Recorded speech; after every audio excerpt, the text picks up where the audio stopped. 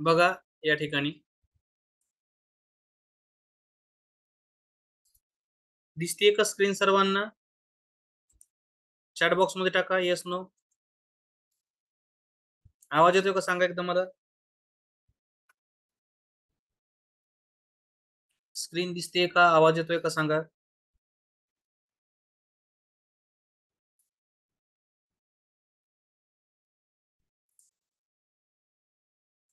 Yes okay. चलो शुरू करते हैं फिर. बाकीचे राहिलेले क्वेश्चन आपण करूया आता. तर हा आपला झाला प्रश्न. हा बघा, खालीलपैकी कोणती आकृती 12/60 या अपूर्णांकाचा सममूल्य अपूर्णांक दर्शवते?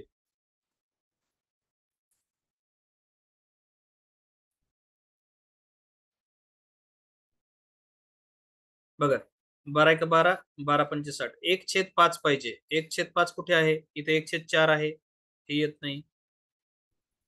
1 2 3 4 5 2 नंबर. 46 चं उत्तर आहे 2 नंबर. येस 2 नंबर बरोबर. चला पुढचा प्रश्न. गटात न बसणारा पर्याय शोधा. 47 चं उत्तर द्या.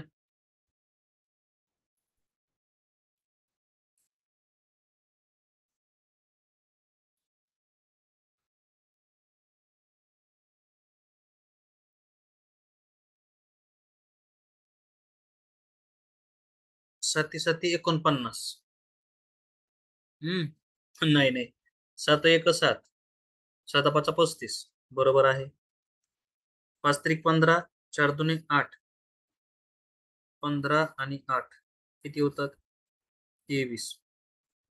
आता इथे कसं करणार? 12 22. 22 वजा 8 14. 2 6. 10 वजा 10 वजा 6 अधिक 5. 10 आणि 5 15 तून 6 गेले 9.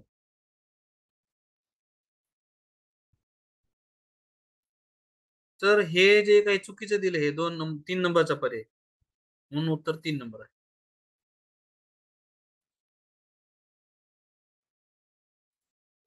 प्रश्न पुढचा बघा, वाचा आणि उत्तर द्या. 48 प्रश्नाचं उत्तर द्या सगळ्यांनी.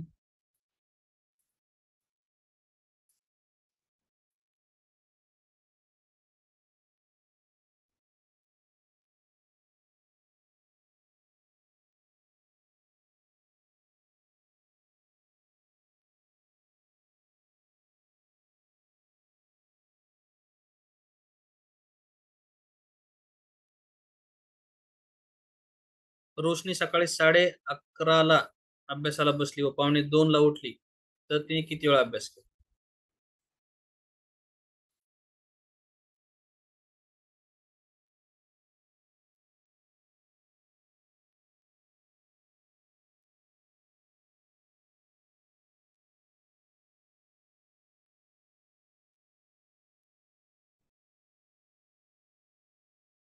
हे बघा 11:30 बसली ना, तर हिचं 12 करून घेऊ आपण. किती मिनिटं? 30 मिनिटात 12 झाले. आता 12 पासून 1:45 पर्यंत.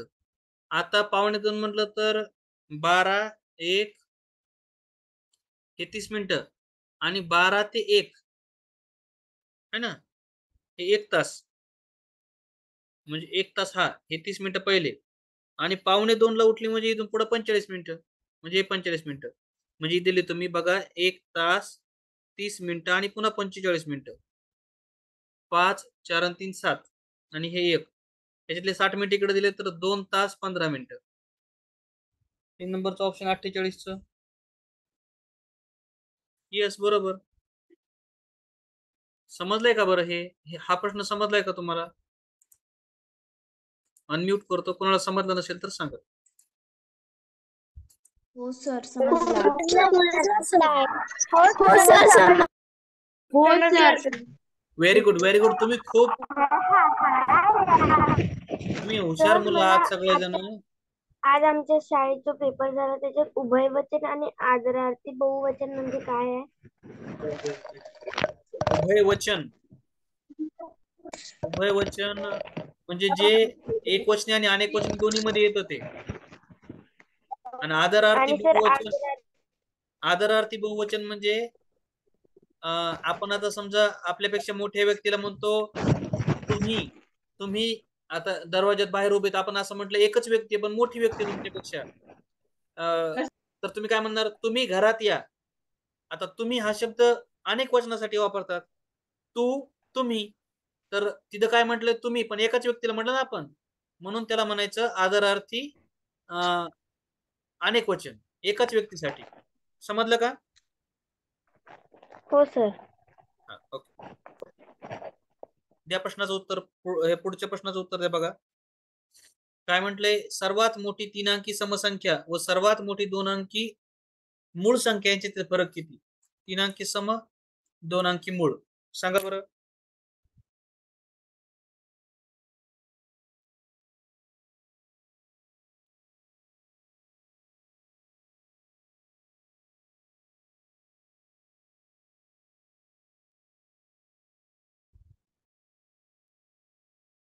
सांगा सर्वांनी लवकर लवकर.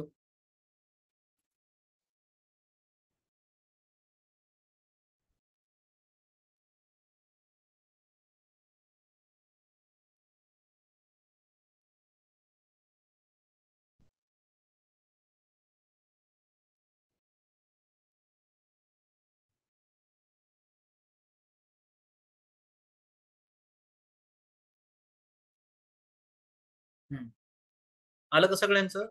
तीन अंकी मोठ्यात मोठी तीन अंकी समसंख्या. सर्वात मोठी तीन अंकी समसंख्या म्हणजे किती? सगळ्यात मोठी आहे 999.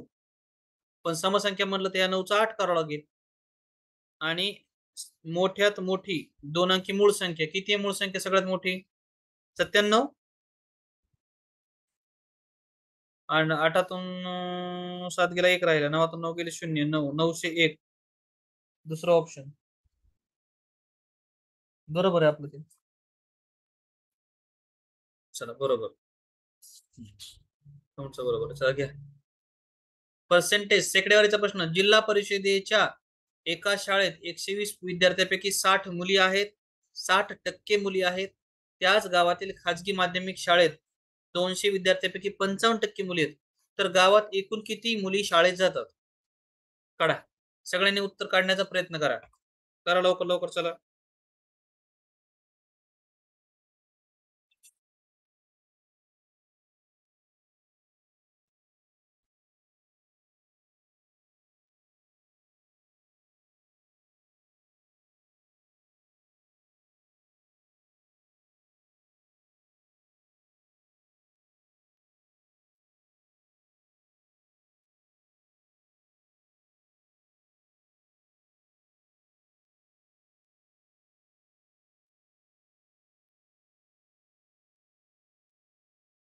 एकशे 120च्या 60%, 120च्या 60% असं काढायचं असतं. हा एक शून्य कटला, हा एक शून्य कटला, हा एक कटला, हा एक कटला, 12×72. नंतर 200च्या 55%, 200च्या 55%, 100 हे कटले 55, 2 110. Very good. तुमचं उत्तर बरोबर. 182 वाले सगळ्याच. 5,700 किती वजा केल्यास दोन अंकी मोठ्यात मोठी संख्या येईल? 5,700 म्हणजे 6,750 हे झाले 5,700. त्यातून किती वजा केली तर मोठ्यात मोठी दोन अंकी संख्या, दोन अंकी संख्या मोठ्यात मोठी वजा करून टाका, उत्तर भेटून जाईल.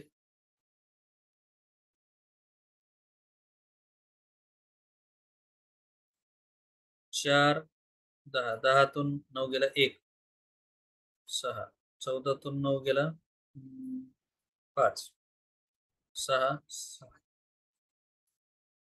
6,651. पुढचा प्रश्न.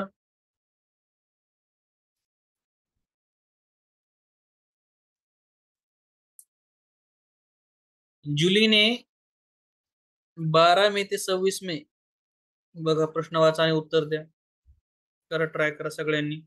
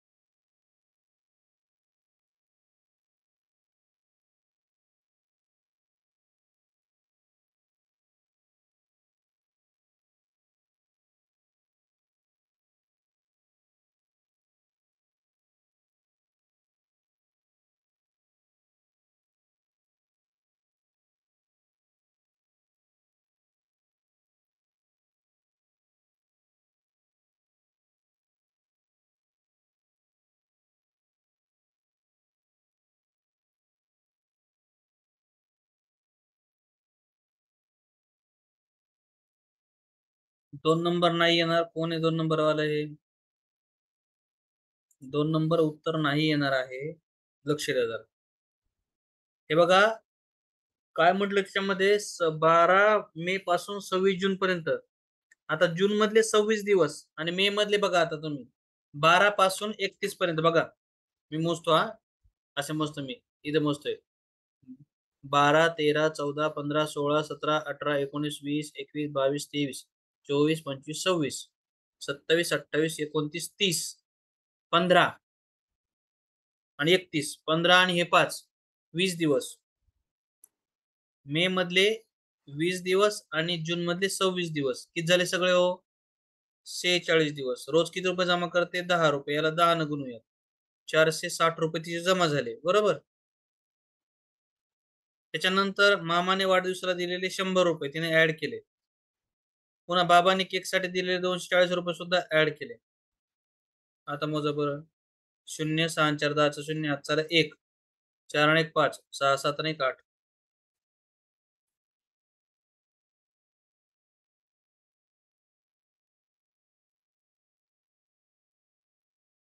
800 रुपये बरोबर.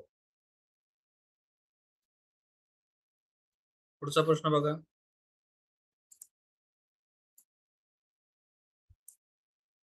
या प्रश्नाचं उत्तर द्या. सगळ्यांनी विचार करा आणि उत्तर द्या.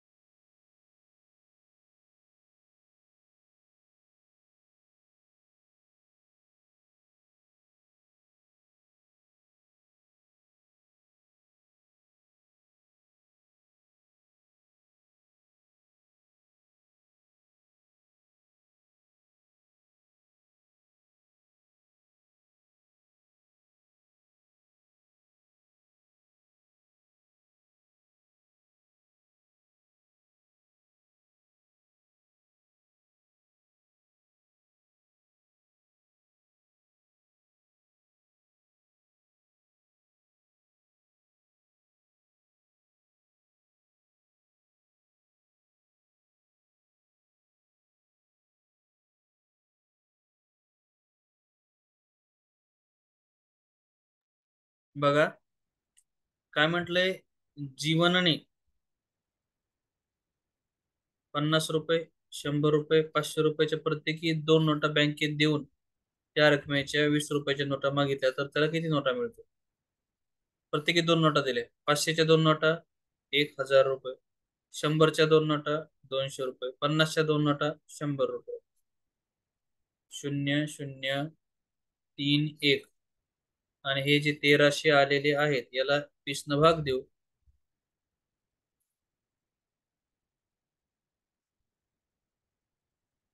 हा एक शून्य कटला, हा एक शून्य कटला. बे एक बे, बेसक 12, एक उरला. 65 नोटा. Option number 2. 53 होईल ऑप्शन नंबर 2. तो पण 54चा प्रश्न बघा.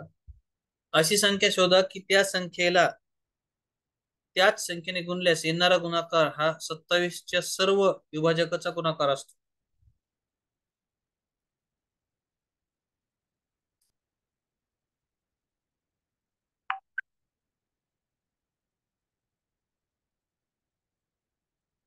प्रश्न थोडासा ट्रिक केलाय, बाकी काहीच नाही.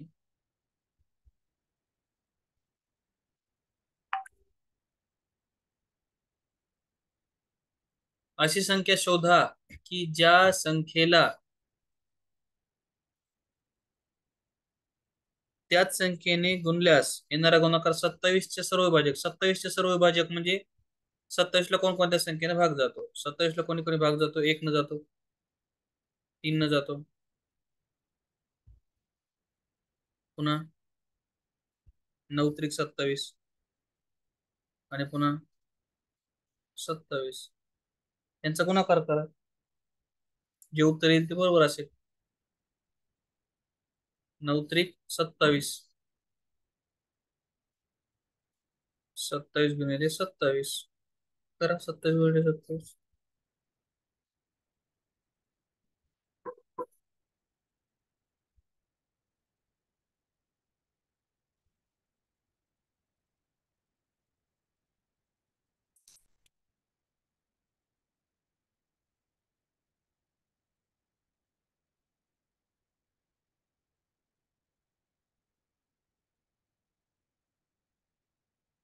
ते पर्यायच नाही दिलेलं पण याच्यामध्ये 54 नंबरचं.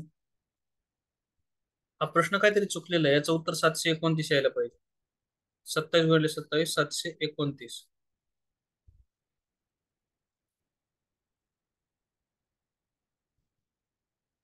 हम्म. पुढचा प्रश्न सोडवा. 55 करा सर्वांनी.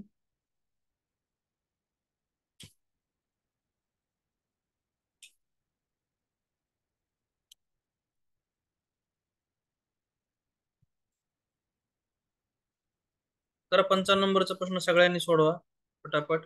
सोडवा भागाकार, नंतर गुणाकार, नंतर बेरीज, नंतर वजाबाकी.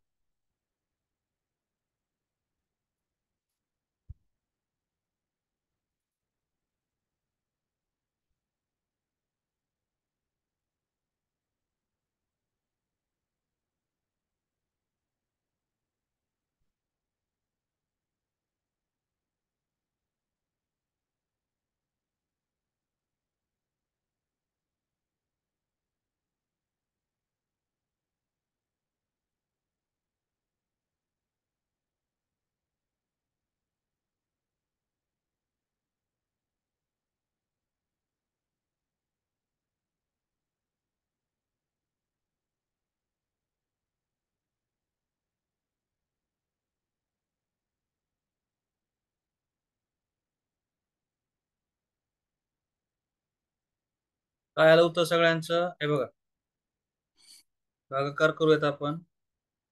आधी 3×9 = 27 अधिक 6×5 = 30 39. प्रश्न पुढचा. धनेशने पॅन्टसाठी 1.25 मीटर, शर्टसाठी 1.25 मीटर कापड घेतले, तर एकूण किती कापड घेतले? 1.25 मीटर 1.25, 1.25 मीटर 1.75. हे 100 झाले. इकडे हातचा दिला 3 मीटर. 56चा 1 नंबर. पुढचा प्रश्न.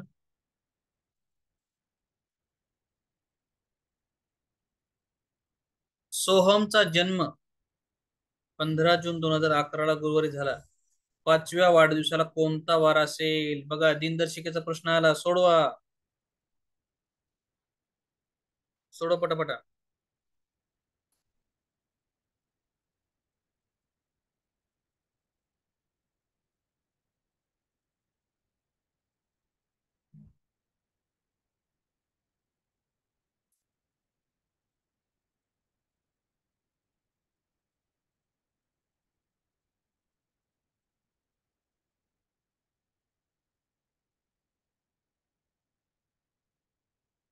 सांगा लवकर लवकर.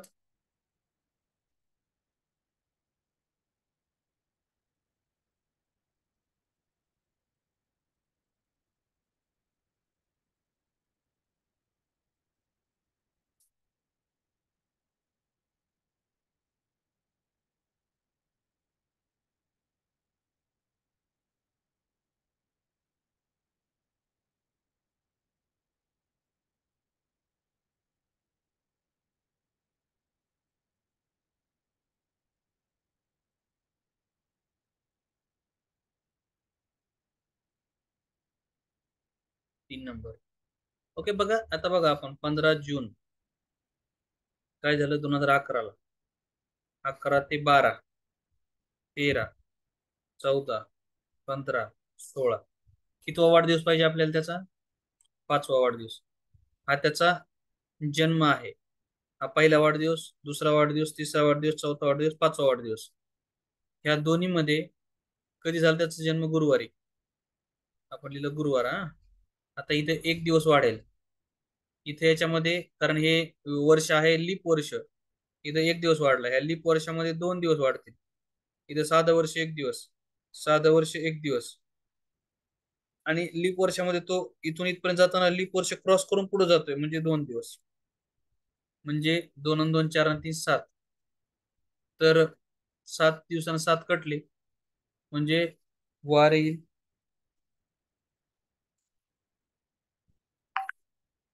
गुरुवार. सेम आहे, तोच दिवस आहे.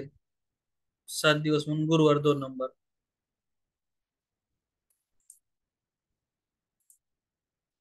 समजलंय का विद्यार्थी मित्रांनो हा प्रश्न तुम्हाला? माईक तुमचं ऑन केलंय मी. हो सर. हो सर. हो सर. हो सर सर. मला समजलं पण ते 53च नाही समजलं. 2015 की नाही लीप वर्ष नाही की सर? 2012 म्हटले मी, आणि 16 लीप वर्ष आहे. सर मला 53च नाही समजलं. 53 नाही समजलं? हो.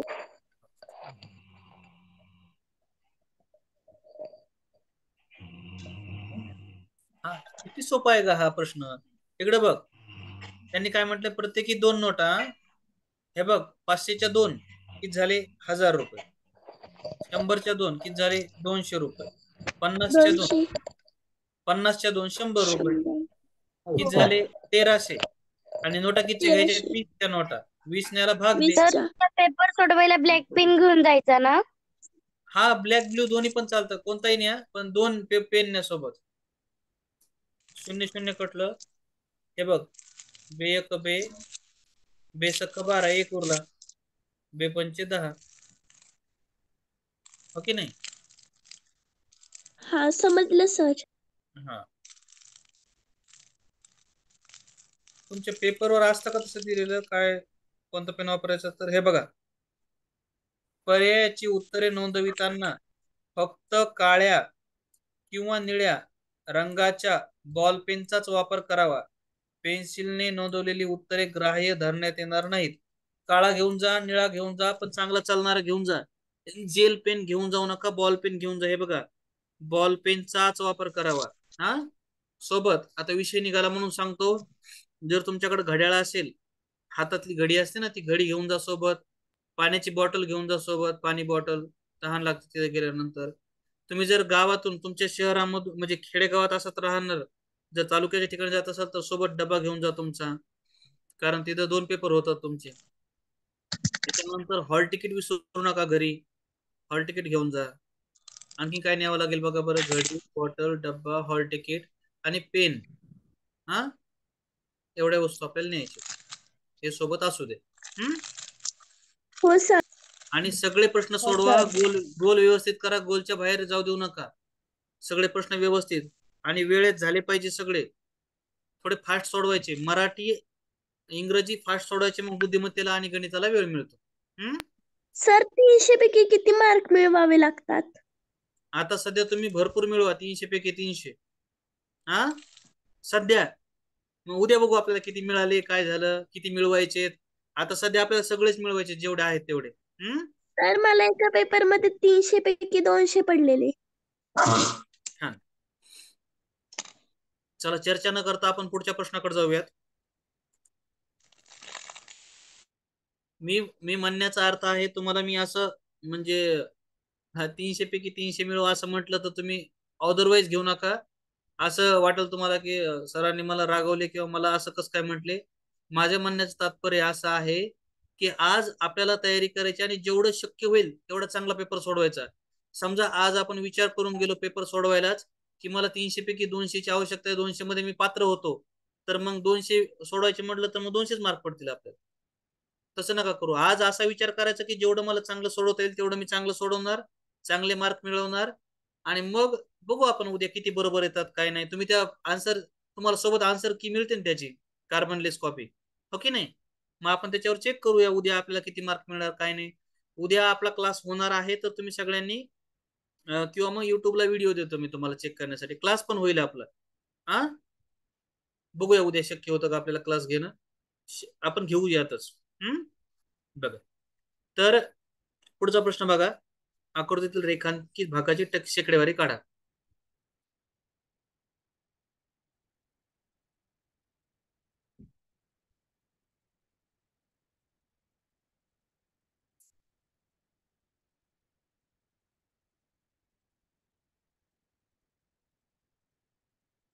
करा लवकर लवकर, चला.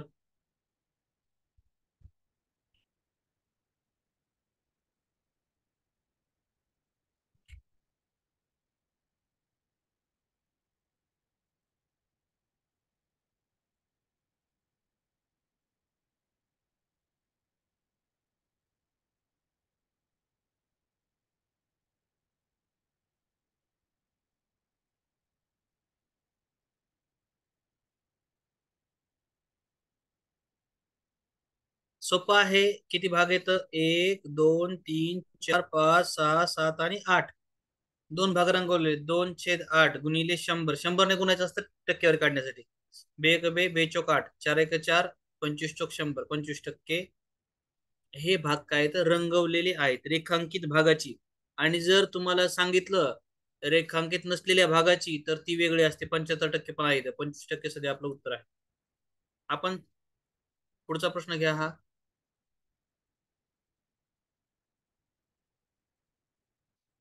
एक समभुज त्रिकोणाची बाजू 10 सेमी आहे. या त्रिकोणाच्या परिमिती इतक्या परिमितीचा चौरस काढल्यास चौरसाची बाजू किती? करा बरं हा प्रश्न. समभुज त्रिकोण आहे. समभुज त्रिकोण म्हणजे तिन्ही बाजू सारख्या. मग याची ही 10 ही 10 ही 10 एकूण आलं 30. एवढीच परिमिती पाहिजे असा एक चौरस काढा आपण. हा आयत तयार झाला पण याला चौरस समजा. म्हणजे चारही बाजू सारखा असते. 30/4 करा. 4 7 28 4 पंचे 20.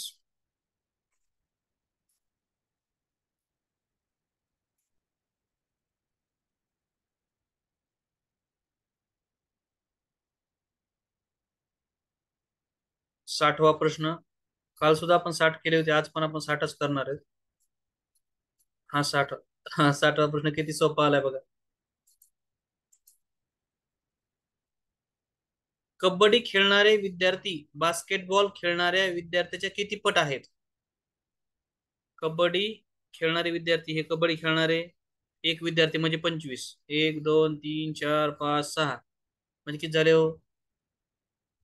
6 25 150 150. बास्केटबॉल खेळणारे कुठे येतं? इथं 1 2 म्हणजे किती? 50. याचे किती पट आहेत सांगा चॅट बॉक्स मध्ये.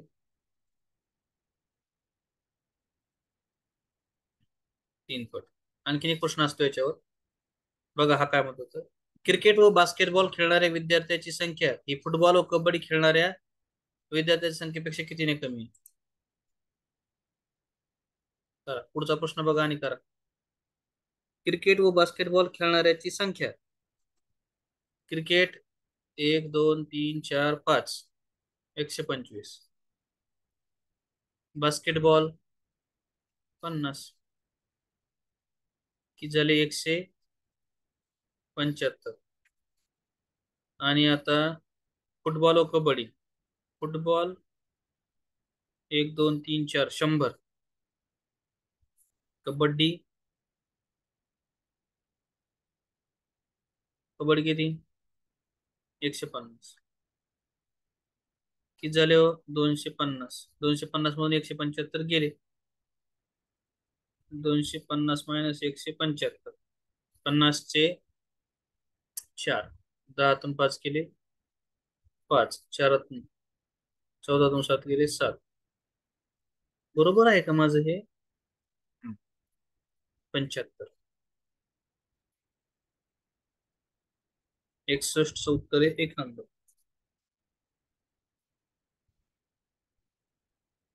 Okay done.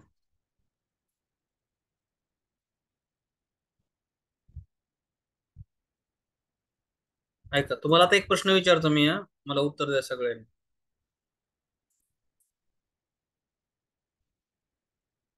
वेगळा प्रश्न आहे. आता संपलंय शिकवायचं संपलंय. माझ्याकडे लक्ष द्या फक्त.